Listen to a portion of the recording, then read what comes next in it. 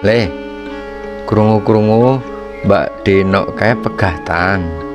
Bener po Le? Ngopo takon-takon, Mbah? Dadi wong kok le kepo. Ming penasaran aku pilih. Cah isih nom, gek ayu kok ngono, kok wis dadi rondo.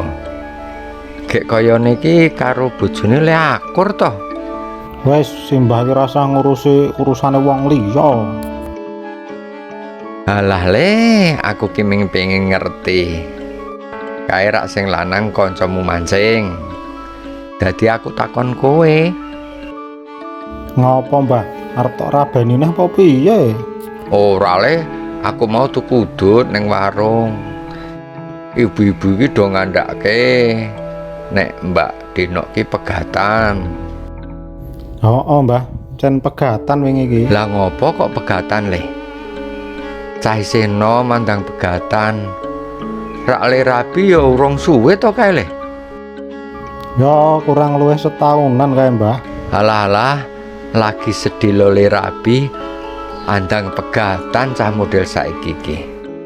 Ngopo ya Le? Po sing lanang demenan? Ora, Mbah.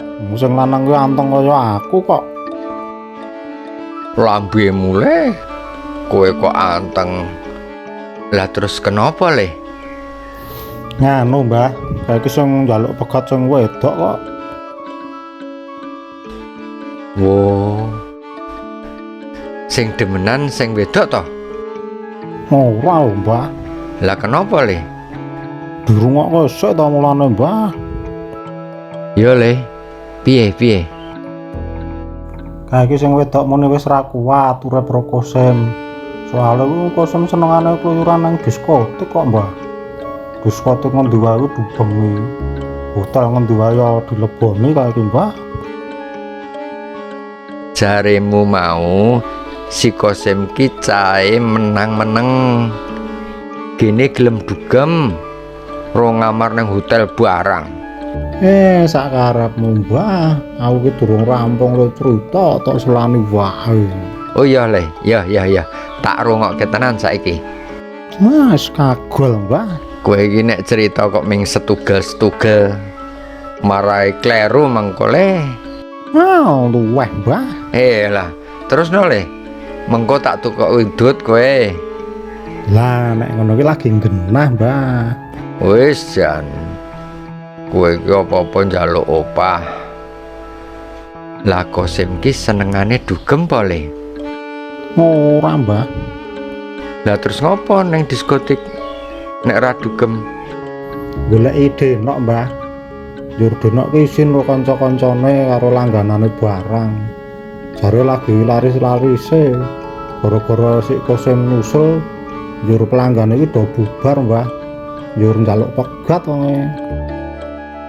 Iyalah. Kok ya ana wae cah saiki iki. Rabi kaya mung dolanan, ora kaya mbahmu iki. Gaya, Mbah, karang lagi ndek boneka rintih. Njur rabi meneh karang nek boneka ramakane barang ya, Mbah.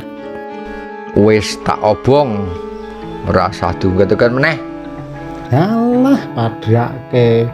Ngomong tok dhulik kena ngisor pasur ya, Mbah. Aku ki ngerti ya, Mbah. Wo. Jan putu radong. Kaiki wis tak kumbah resik. Kok wani-wanine tok nggo meneh.